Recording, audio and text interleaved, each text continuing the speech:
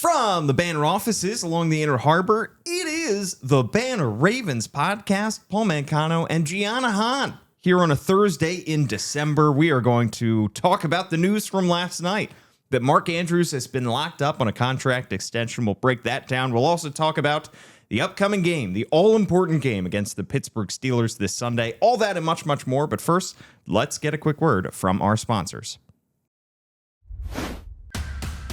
For the fifth year in a row, Toyota is the best resale value brand according to Kelley Blue Book's KBB.com, including the 2025 Grand Highlander, best in resale value for midsize SUVs. Toyota, let's go places. Looking for the ultimate game day spot? Head to Guinness, Baltimore. We've got fresh pints, the biggest screen south of the stadium, and the perfect place to cheer on the home team. Game time is Guinness time. All right, Giana, thanks so much for joining us on the Banner Ravens podcast. My word of the day, nosophobia. I looked it up. It means the fear of getting sick. That's what you have right now? that's exactly why you are in Jonas's chair. You are playing the role of Tyler Huntley because you are filling in for a redhead, as Jonas put out, which would be Cooper Rush in this instance. I think that makes me Lamar Jackson. But Jonas, you heard him this week. His voice sounds terrible. He likes it. He was like, I got a nice timbre to my voice, but clearly you didn't feel the same way. No. You kicked him out. It was, it was 4 octaves below his normal range, and I just didn't want to be in this enclosed space with him for like 45 minutes. That's very fair. After hearing him yesterday, I went home and made a bunch of immunity shots. There you go. Yeah. I choked one this morning, but... Good. You know, Tyler Huntley took the job from Cooper Rush, so there is that. There is that. Just kidding. I don't want to podcast with you after the game. Sorry. Wow. Jonas, look over your shoulder. But he still put notes in the doc for us today. No days off. No days Brian, off. don't stop. I didn't realize how much he loved being on this podcast until you took it away from him. I took it away from him. All right, Giana, our Who's Got It Better Than award is pretty easy to hand out this week. It goes to Mark Andrews. Because last night it was announced that he came to terms with the Ravens on a 3-year extension that takes him through the 2028 season. It's worth $39.3 million reportedly, with $26 million guaranteed. His average annual salary is $13.1 million. He is the franchise leader in receiving touchdowns, receptions, receiving yards. 2 of those he broke this year. Now he is set to push those records far into the unreachable territory. So far this season, 37 receptions, 332 yards, 5 touchdowns in 13 games. Not awesome stats, but as we know, pretty much nobody in this offense has been having a good season so far. Ravens came into this season with 3 tight ends who are entering their walk year. Mark Andrews, Isaiah Likely, Charlie Kolar. Have the Ravens made their choice on the guy that they want to go forward with? You know, I got to give Kyle Goon his flowers because 2 days ago now, the day before yesterday, we were just sharing sandwich at Patango in the rainy day, talking about the Ravens as one does. And he said that he thinks they move forward with Mark Andrews. You know, I think that Isaiah Likely was probably the pick coming in for, well, it may still be for the fan base, but also just it made sense. I hate to call Mark Andrews old since we're basically the same age as him, but he's football years old. And, you know, Isaiah Likely was really on the come up, broke his foot, just hasn't had the season that we're expecting. As you pointed out, no one is, because a lot of that goes back to both the quarterback and the offensive coordinator. So if they're not giving him the ball, he can't really do much with it. But he had some nice catches, Isaiah Likely, this past game. However, he also had the fumble. So he's kind of had this shaky season. Whereas Mark, yes, he had some shaky moments in the biggest moments, but just consistently. I know one of the stats they sent out since 2019, he is topping the charts in terms of yards, catches, all these different things, touchdowns, as he is for the Ravens as well. So you kind of know what you're going to get out of him. He's always the same. 3 years isn't going to push him into ancient territory. So it does make sense to bring back a guy that you have like the known quantity. And I don't want to ignore Charlie Kolar. I think Charlie's great, but I don't think they were ever going to go with him as like the guy out of the 3. And I don't think signing Mark necessarily means you don't get Charlie back. as we've seen, by the way, he's always open. He's just very overlooked by the league. So maybe they would overlook him in negotiations as well. So maybe there's a chance there. We can all get our favorite quote back. But certainly for starting, it feels like they made their decision because they don't have much cap space. It's not like they're going to bring back all three tight ends in free agency. No, it wouldn't make sense. No. Just the way that this team is constructed right now, given all of the contracts that they have on the books for a lot of the veterans on this team, it is interesting that they picked the oldest guy on the list, 30 years old, like you said. Is this contract going to age well? Who's to say? I mean, I looked at the 15 tight ends that have the most receiving yards this year. Only 2 of them are older than 30 years old. It's Zach Ertz and Travis Kelce. So they are betting on Mark Andrews to be one of the few exceptions that's able to continue to be productive into his mid-30s. And, he's not a guy that's really like beating guys downfield, right? That's never really been his strength. He's good at finding the holes, running his routes, being reliable as a backup valve. And all those things can kind of be offset with some savvy versus that speed that is going to drop off at some point. But again, it's not like he's like Zay Flowers, you know? Yeah, exactly. And in terms of what this means for Isaiah Likely, it is hard to see them re-signing Isaiah Likely, given that they already have Mark Andrews under contract. I mean, it would be like if they got him for super cheap because of this. But even then, I would think that you would want to get a young guy in and start developing him for the situation where all 3 of them eventually become free agents again. So, because Likely is by no means old, but they haven't drafted a tight end in a while. So they need someone in here to develop eventually. And it's really going to be crowded if you bring back all 3 of them. And you have Pat Ricard in that room. Yeah. So. Everybody's talked about how great of a week this is for Mark Andrews because he sets the franchise record in receptions last Thursday. And he gets engaged over the weekend, and now he signs his contract extension. It's been a pretty brutal week for Isaiah Likely. I mean, he has that nightmarish game on Thursday night where he fumbles on the goal line, and he has not the missed block, but he's kind of pushed back into the pocket, and the ball ends up bouncing off somebody's helmet and turning into an interception, and it's likely his fault. It has been a brutal week for him, and it's been a brutal season for Isaiah Likely. Everybody was expecting, I think a lot of the members of the front office included, him to take this leap, and he just hasn't this year. And whether it's because of the foot surgery that he had during training camp, his role in the offense not being entirely defined, it's tough to say. But I could see another team out there when he hits free agency in March buying the upside, saying, look at what he's done in the playoffs, look at what he did when Mark Andrews was injured, and saying, this guy can be a tight end 1. I think he shows on the upside, even though the season hasn't been good. There are flashes of it, but...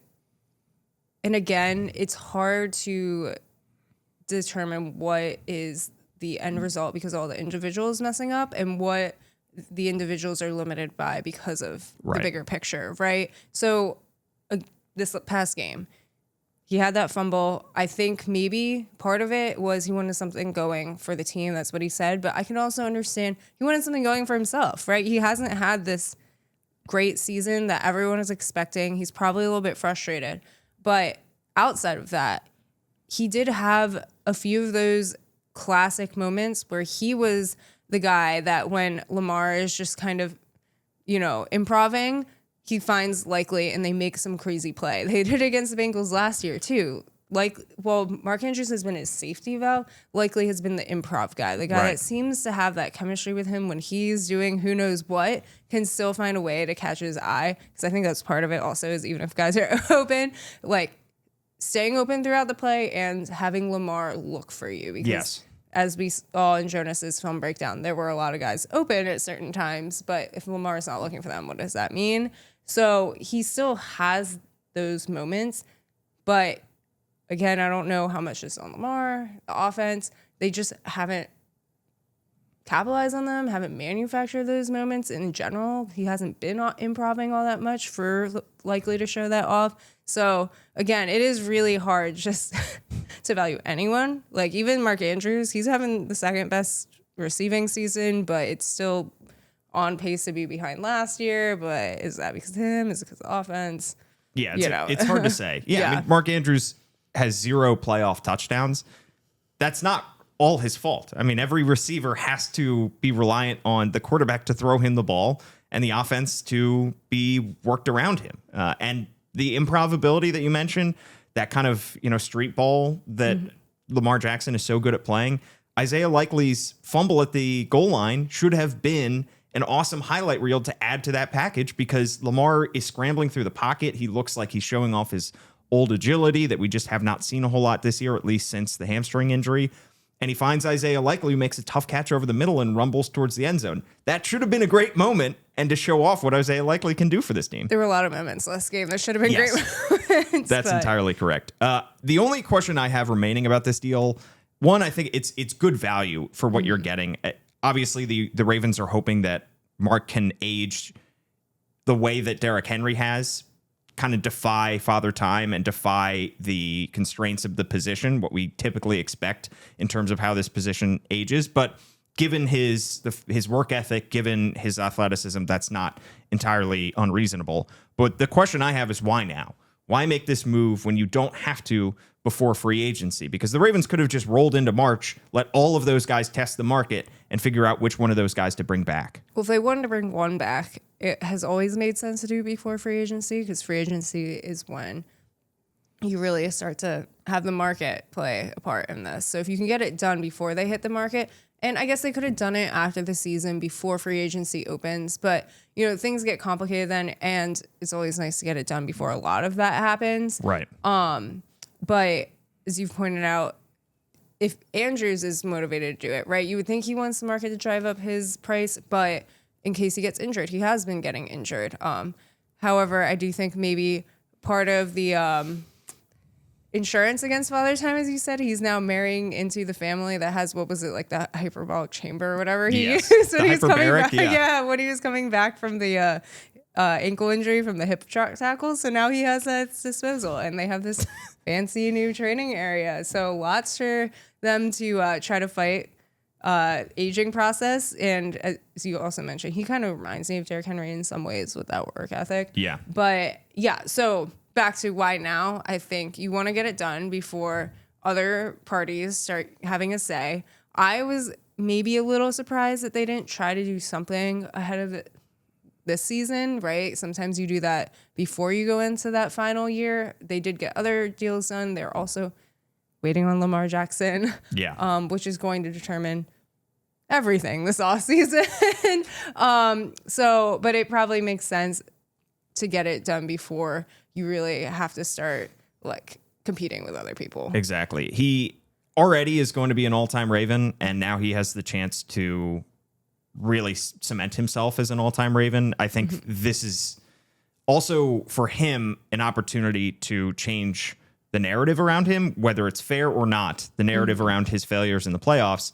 He's going to get more cracks at this, whether it's this year or years in the future. If he were to leave the Ravens with 0 playoff touchdowns, I think fans, fairly or not, would look back on his tenure with the Ravens a little bit tinged with what could have been. And so this at least gives him a 3 more cracks at being able to change kind of the narrative around him. And I think, again, links to Lamar, right? I think the narrative around him is very similar to the narrative around Lamar. People don't think Lamar plays well in the playoffs. I will say I think he's played better in some of these games that the team around him hasn't. But I think if your quarterback's not playing well, it's hard for the tight end to play well. Now, the drop in the end zone was on him, and he knows that. I'm not going to hammer the point home, but he certainly has made his own mistakes. But it's also, as you mentioned, if the quarterback's not looking for you in the touch or in the end zone during playoffs, then what can you do about that? Exactly. All right, let's look ahead to this game Sunday and talk about whether the Ravens could actually make the playoffs and give Mark Andrews another opportunity to change that narrative.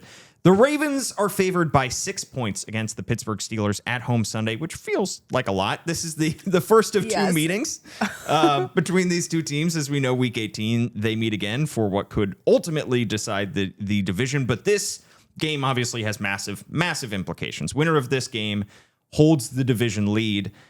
With a loss, the Ravens' playoff odds, and we're just lumping in playoff odds and AFC North odds because there's really no shot that the Ravens make the playoffs as a wildcard team, fall to 30%, according to the New York Times playoff picture. With a win, their AFC North title odds jump from 64% to 76%. So there's a massive, massive difference between what a win would do and what a loss would do.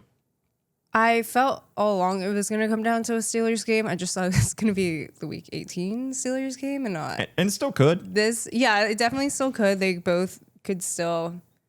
I don't want to do the math in my head right now. It's coffee hasn't hit yet, but they could drop a few more, equal amount, and win a few more.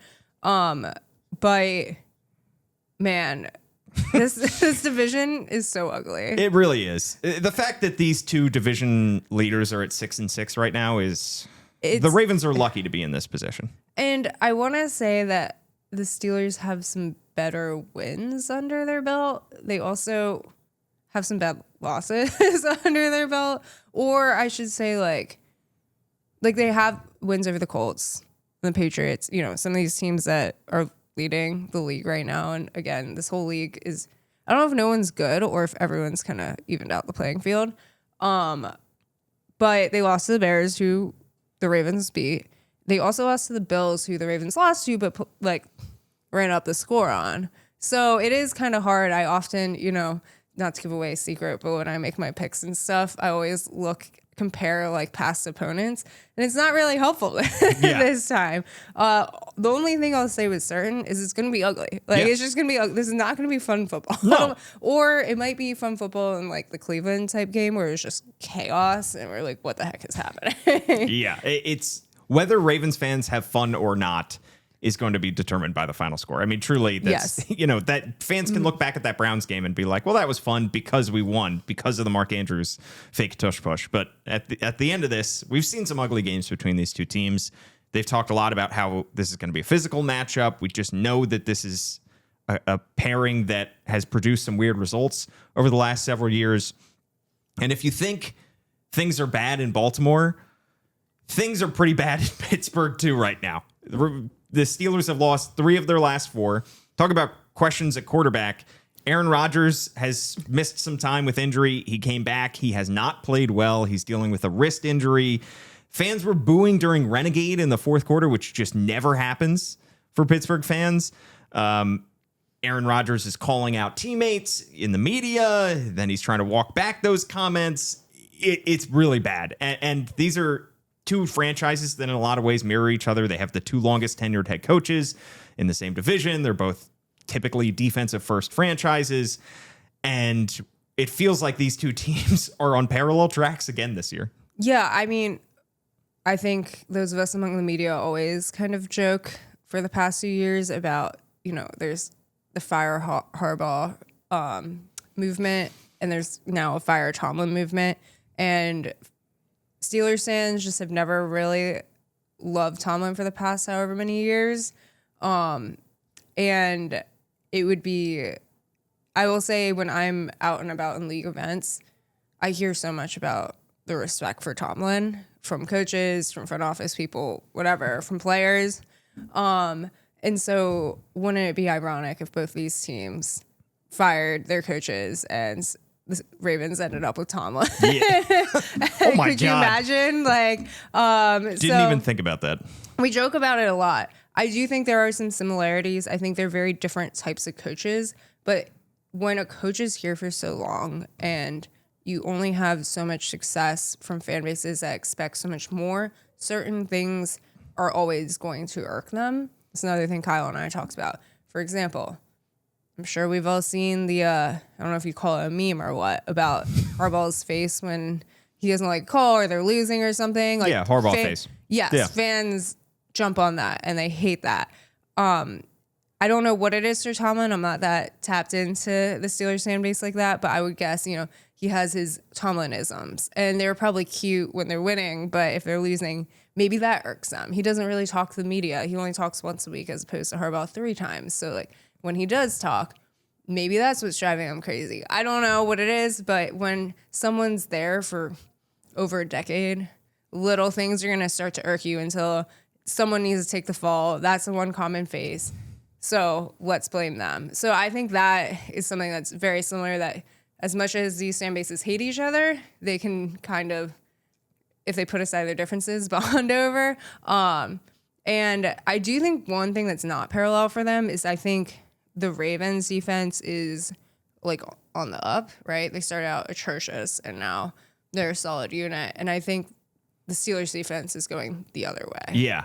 I think in a way the same could be said for the offenses of these teams. I think that both the Ravens offense and the Steelers offense are kind of trending down right now.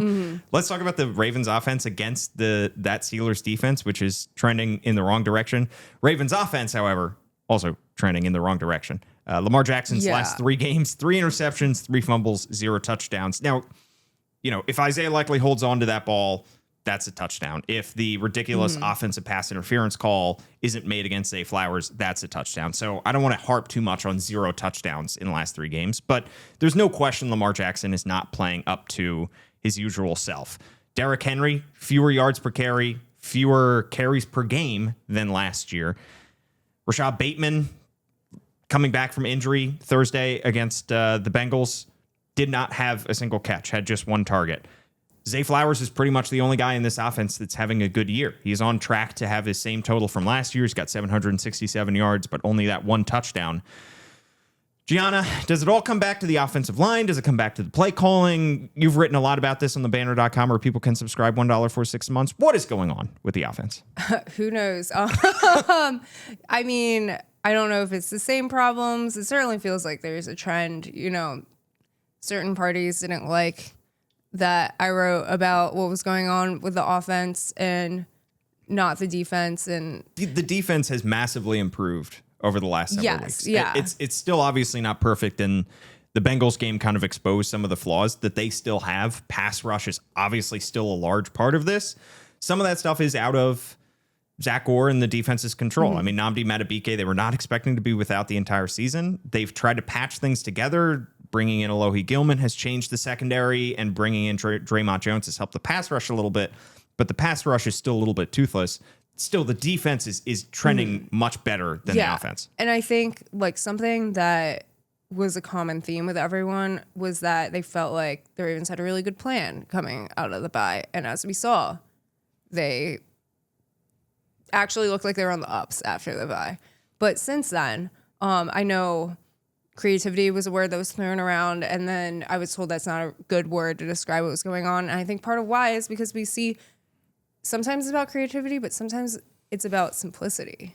Sometimes you get too creative, or you're trying to get too many people the ball. And we just keep seeing that. And you keep seeing them go to these plays. You're like, why would you do that when you can just do this? Like, you have Hall of Famers on your team. How can you get nothing going? You have all this talent. How can you not get anything out of it? Versus the Steelers, I'm not looking at Aaron Rodgers like, why is he not playing like Lamar, Right. But I think when you're looking at the Steelers defense versus the Ravens offense, it's a little hard to look at the trend because of last game. They gave up a lot more rushing yards than passing yards. I think that through most of the season, their run defense has been pretty solid. It's been their secondary that's been the problem. And the thing here is that the Ravens' rushing defense has been struggling. And they struggled against a run defense that was way worse than the Steelers and the Bengals. But they also haven't been able to take advantage of secondaries that are weak. So if you can't do that, and then you can't get the run going, which they haven't been able to do anyway, but now you're facing an even stronger opponent, then what can you get going? Yeah. Like, it's not to put everything on Lamar, but it's also to put everything on Lamar because this offense is built around him. So if he's not hitting his targets, there's only so much the receivers can do. I think about a few different passes, Mark Andrews, DeAndre Hopkins, Rashad Bateman, as you mentioned. They couldn't do anything on those different plays as much as they would have tried. And so it all depends, other than the run game. Like, the run game does depend on Lamar because he adds that second threat and draws some of the attention away. But, like, you could have a bad quarterback hand it off and, like, the offensive line and the running back are then responsible. But everything else relies on the quarterback. Yeah. And so this all just comes down to, what Lamar are we going to get? Because I don't think he's just suddenly bad. Right. No, Lamar is still a 2-time MVP, should be 3-time MVP. And not that much has changed, as he said at the beginning of the season. What changed is he was 27 and now he's 28. He'll be 29 in January, but not yet. But like, guys say he still looks fast in practice. He's still got an arm. It's not like unless he took a hard hit to the head that we don't know about. Like, it's not like his brain is working differently than before. So people keep messaging me on Twitter and asking me what's going on with Lamar. I'm like, I don't know. That's the problem. No one knows. No one knows. Yeah. And Lamar is a mercurial figure anyway. He's a mystery. Yeah. And so you add in all of the injuries that he's dealt with: hamstring, knee, ankle, toe, and was a limited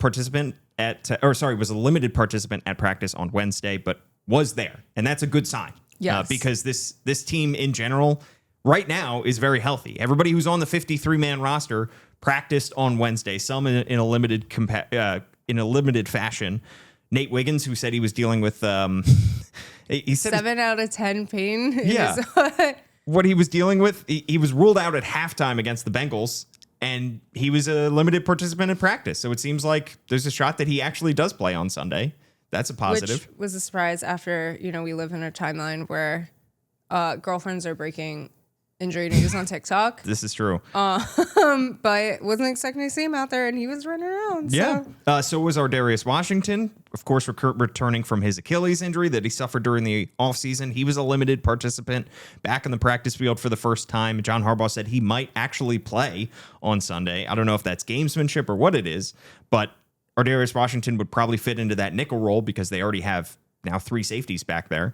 And then Tavius Robinson returned as well in a limited fashion, but John Harbaugh said he does not expect him to play Sunday against Pittsburgh. And Rashad Bateman, full participant, Devontae Walker, full participant. So they are very healthy right now, except for all of the guys that they have on IR. And big fan of Ardarius, ultimate underdog story. He's fought his way back from multiple injuries. Guys can't speak highly enough about him. Obviously wrote a big story about how he and Kyle Hamilton kind of helped force the turnaround last year or architect it. But I think Tavius Robinson is going to be the bigger return for them. Yeah. Because they've started to lock things down in the past, or in coverage. Pass rush is where I'm concerned. So they've been generating pressure by getting creative, and there's that word again, and throwing Kyle Hamilton at them, Marlon Humphrey, all these different defensive backs, but that then, of course, leaves a hole back in the backfield. So you're going to need to get your actual pass rushers generating something. And I know Tavius hasn't been like a crazy, in terms of sack production, but he's steady and, he offers something a little different than what they currently have. So I think that that's going to be a really big one for them. Yeah. And if, especially, obviously Tavius not expected to play on Sunday, but for this Ravens defense to be able to get home on Aaron Rodgers is crucial because Rodgers is dealing with that wrist injury, didn't take any snaps under center in their last game. He is only in the shotgun. This is an opportunity for them to pin their ears back and get to the quarterback. He is not nearly as mobile or as escapable. I don't know. He is not nearly as creative as he used to be. He is a point and shoot type of quarterback now. And so this is a real opportunity for the Ravens to compress the pocket and finally get some sacks. Yeah, I'm pretty sure, I haven't checked the stats since last game, but Mike Green is leading the whole team in sacks. 2.5. With only 2.5, which I do think Mike Green is starting to kind of be on the ups. I think he mentioned that Draymond Jones, wrong story. Draymond Jones' arrival has really helped him. You've got this vet, someone who's reliable, and their skills complement each other. But so it's not a knock necessarily on Mike Green, but 2.5 sacks. Yeah, is not ideal. And I'm not saying they shouldn't have traded Odafe. I'm just saying he now has 4 sacks. So you did lose what would have been your top producer in sacks. Kyle Vanoy is not nearly on pace for what he was last year. He 2 sacks for KVN. And of course, Nnamdi has that huge role in that, but I think he's so important, but I still felt like they should be able to do something without him. Yeah, what does it say that not only Mike Green leads the team in sacks with 2.5, but that Nnamdi Madubuike is tied for second with 2 sacks, and he played in 2 games this year. Okay, so maybe there really is that big of a difference. Yeah. Just not what you wanted. Just thinking that 2 seasons ago, they led the league in like all these defensive categories, and there has been turnover, but like not that much in my mind. Yeah, not enough to warrant a complete... this much of a drop off. Still, I do feel better about this unit than I do the offense at this point, just because we've seen so many better signs from them in the last 4 or 5 weeks than we have the offense. And we've just been waiting for this offense to break out, and it just hasn't happened yet. And I wonder, when you mentioned that line to me, I was wondering if Vegas is thinking the same thing. Like, they're betting on what the Ravens should be and not what the Ravens are. Right. I think I've been doing that this whole time. I believe so much in Lamar, and so I keep giving them credit for that. I think, they've got so much talent on this team. They should be better. In my mind, one person on the offensive line should not have made that much of a difference. And yet, I don't know if it's this, like, I keep betting on their skill, and I just don't know what's going on maybe in their brains. Like, at this point, I feel like it's a mentality thing, because there's no logical X and O explanation for what's happening. And that goes to the offensive coordinator too. Yeah. Like, because he did great. He was making history last season, and he should be able to generate something with what they have. So I don't know who to lay the blame, because we're not, behind closed doors, but none of it makes sense. Yeah. Well, on the other side of another quick break, we are going to talk about who we are going with in this game and whether we are betting on the Ravens' talent over the Steelers' talent. We'll make our score predictions after this. For the 5th year in a row, Toyota is the best resale value brand according to Kelley Blue Book's KBB.com, including the 2025 Grand Highlander, best in resale value for midsize SUVs. Toyota, let's go places. Looking for the ultimate game day spot? Head to Guinness, Baltimore. We've got fresh pints, the biggest screen south of the stadium, and the perfect place to cheer on the home team. Game time is Guinness time. All right, Gianna, I'm probably in the same boat as you are. I just keep on betting on the talent, and this is a Ravens team that is more talented than the Steelers. I'm going to predict the Ravens win. At home, I know this division is crappy. I don't care. Go out and win it. And if you were to tell me 6 weeks ago that the Ravens would be 6-6 at this point, after they started the season 1-5, I would tell you the Ravens have turned the season around. And I still do believe to a large extent they have. The loss against the Bengals certainly puts a damper on things, but I have the Ravens winning this game in an ugly one, 24-23. They take the lead in the division. What do you have? So I did this all through the losing streak, where somehow I still have a good record for picks despite this. And I did this last year too. I always felt like, oh, that was such a bad loss, it's going to wake them up. And they just never woke up. And I would like to think maybe this time they wake up. But again, I don't know if I want to bet on the mentality anymore. However, I think I will bet on the defense. I think that's going to be the difference in the game. I kind of feel like it's going to be one of those Cleveland games where the defense really brings it together, maybe some turnovers. This feels like a team that you could force some turnovers on. And we didn't touch on this earlier, but our old friend / now the Ravens fans' enemy, Patrick Queen, might be out. Tomlin said he'll be questionable. Don't know if there's a direct correlation to this, but the Steelers are shutting out the Bills, and then he got hurt, and then they gave up 1 million points. So he hasn't been super flashy with the Steelers, but he's been quietly very important. And linebackers in general are just so important to that team. So I feel like if it comes down to a defensive battle, the Ravens have the edge. I'm going to go a little lower. Okay. I think I'm going to go I haven't actually come up with a pick yet. I need on that, but maybe 2017 or something. Okay. Just another field goal type of battle. Yeah. I just major flashbacks, PTSD to the time they didn't let a single touchdown to the Steelers and lost on just field goals. So hopefully, for my prediction, it goes the other way. That was the game last year that sparked the defensive turnaround too. So fair enough. So maybe it's up from here. Yeah. Jonas would like everybody to know that his pick is 21-13, but Jonas, you're not on the podcast. You don't have a voice. Literally, you don't have a voice. Literally. We will have plenty more coverage at thebanner.com. Shout out to the Banner. But Gianna also has a story that ran this morning about Keaton Mitchell. Why don't you preview that for us? Yeah, so Keaton Mitchell is not the most talkative guy. If anyone's listened to his interviews, very friendly, but never the most talkative. So I told him I was like very honored that he dropped this little nugget. He told me everyone knows his dad plays football. Obviously, they both undrafted rookies, made the Ravens. Well, he said I should ask about his mom, and so I did. And he told me his mom played football, like tackle football. He failed to mention until I talked to his mom that his mom also won a gold medal on Team USA in the International Football Championships. So absolute badass.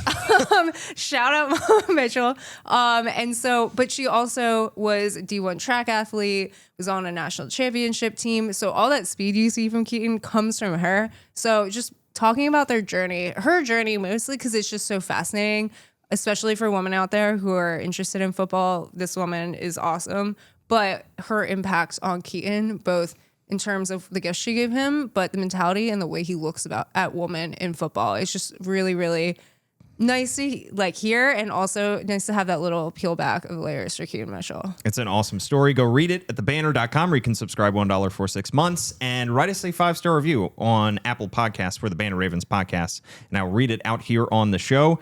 Thanks so much to Giana Han for playing the Tyler Huntley role and stepping in for Jonas Schaefer today. Do you need me to talk about the birds and the bees? Because he did in the commercial. We have to clarify why that was it. Thanks so much for tuning in. On that note, Jonas and I, hopefully, barring something else disastrous happening to his health, we'll be back Sunday to recap the Ravens and the Steelers. Thanks so much for tuning in. We'll catch you next time.